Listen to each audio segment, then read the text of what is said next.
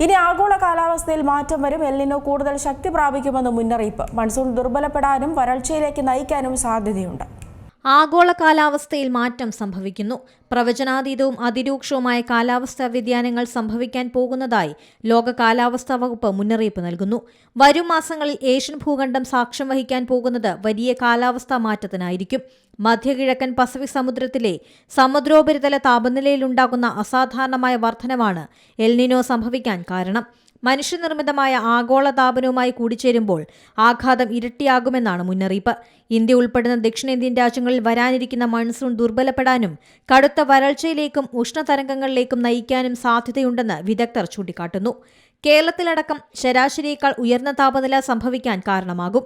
അതേസമയം പസഫിക് സമുദ്രമേഖലയിൽ ശക്തമായ ചുഴലിക്കാറ്റുകൾക്കും ചിലയിടങ്ങളിൽ അപ്രതീക്ഷിത പ്രളയമുണ്ടാകാനും സാധ്യതയുണ്ടെന്നും മുന്നറിയിപ്പുണ്ട്. News desk Zee Malayalam news.